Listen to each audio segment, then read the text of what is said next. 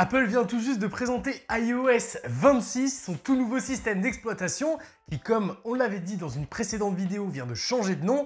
Désolé un peu pour la tenue et la tête, je viens tout juste d'arriver sur mon lieu de vacances. Mais l'actualité n'attend pas, donc une petite vidéo pour faire le tour des nouveautés s'imposait. On va regarder tout de suite ce qu'Apple nous présente avec cette toute nouvelle mouture d'iOS. Et évidemment, comme on s'y attendait, Apple a proposé un nouveau design, un design revu et corrigé, ou plutôt une petite mise à jour, puisqu'on n'aura pas le changement de la forme des icônes, comme beaucoup d'informateurs nous laissaient imaginer. En effet, Apple garde l'essence même d'iOS pour offrir quelque chose de neuf, tout en offrant quelque chose de familier, si on reprend les mots directement des présentateurs de cette conférence. L'introduction au changement arrivera directement sur l'écran de verrouillage qui intègre ce nouveau design liquide glace avec toute une interface repensée, l'heure qui s'adapte à votre fond d'écran, ce dernier qui se déplace de façon dynamique quand vous recevez des notifications, bref, quelque chose de plus vivant que ce qu'iOS proposait jusqu'ici. Cette refonte ne se limite pas évidemment à l'écran de verrouillage, mais se retrouve partout, ça et là, sur le système,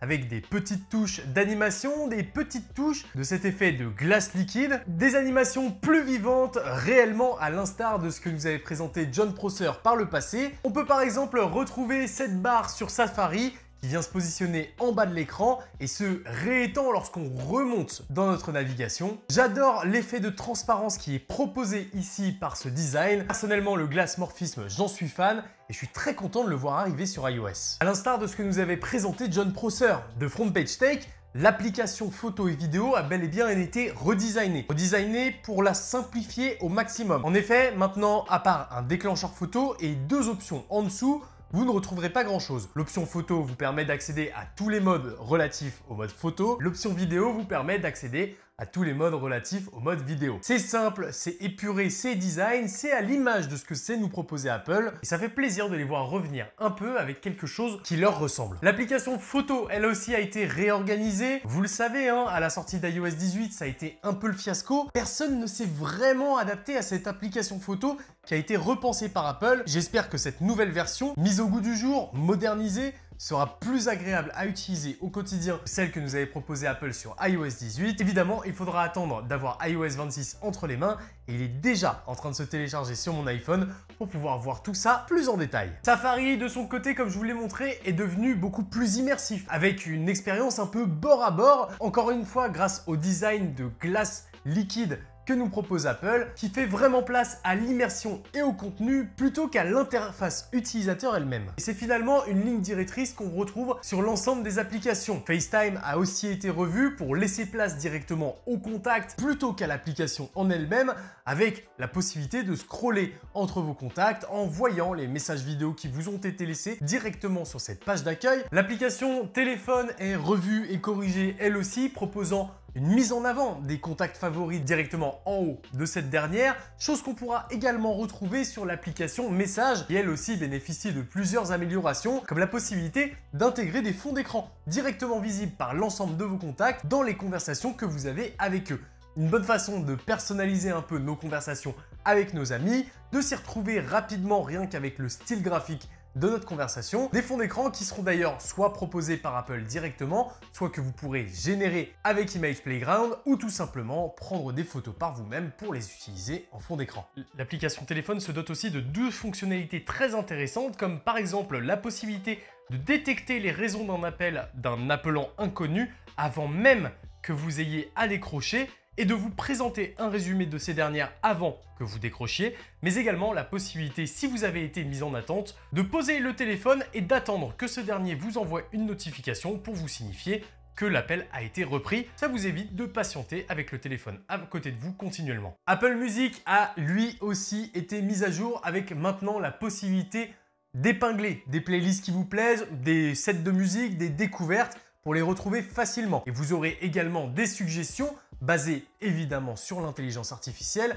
de quoi tout le temps vous offrir de nouvelles choses à découvrir musicalement et ça c'est cool. Plan de son côté intègre une fonctionnalité qui m'intéresse beaucoup, vraiment beaucoup. On a tous nos petites routines lorsqu'on se déplace d'un point A à un point B en aimant passer par nos chemins favoris. Plan va apprendre de ces petits chemins et directement vous proposer lorsque vous devez aller à un endroit la route que vous avez l'habitude de prendre pour y aller par vous-même. Fini le temps où il était obligé d'écouter un GPS pour se déplacer d'un point A à un point B. Vous pouvez maintenant directement apprendre à plan à retenir votre itinéraire préféré, celui que vous connaissez, que vous maîtrisez et pour lequel vous êtes sûr que la circulation sera toujours à votre avantage. On peut également citer CarPlay qui a totalement été revu et corrigé, une version qui avait été teasée il y a quelques temps par Apple mais qui enfin apparaît dans les véhicules à partir de maintenant. Une sélection de véhicules encore assez restreinte mais qui saura s'ouvrir de plus en plus avec le temps. Une nouvelle application pour regrouper toutes vos expériences de jeux vidéo a aussi été créée par Apple.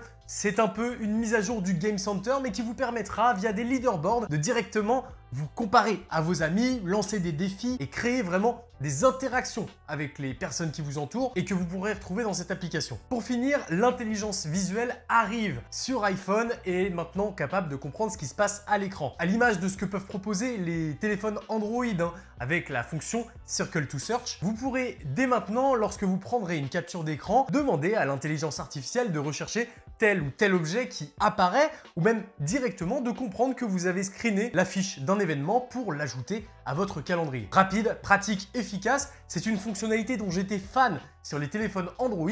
Je suis très content de l'avoir arrivé sur iPhone. Dans le lot des fonctionnalités qui seront également disponibles sur iPhone et qu'on avait pu découvrir par le passé sur Android, on peut également parler des traductions en instantané pour les conversations vocales, mais aussi pour les messages. Vous pourrez nativement parler en votre langue, que ce soit au téléphone ou par message avec quelqu'un d'étranger, et automatiquement tout ce qu'il dira dans sa langue vous sera traduit, de sorte à ce que chacun puisse se comprendre et donc créer la fracture de la barrière de la langue. Je suis aussi très fan de ce nouveau design de glace morphisme, même si on va pas se le cacher, le Liquid Glass, même s'il modernise un peu l'expérience, ne change pas drastiquement ce que vous connaissez avec iOS.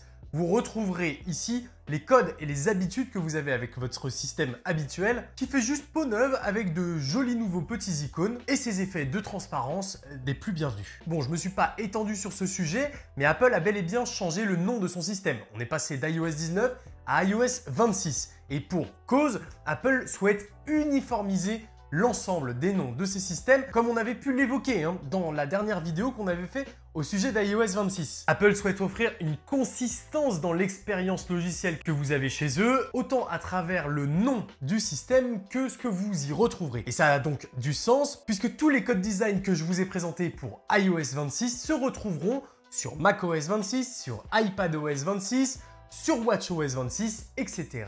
etc. Tel qu'on s'y attendait, Apple s'est bel et bien inspiré de visionOS pour nous proposer cette nouvelle version.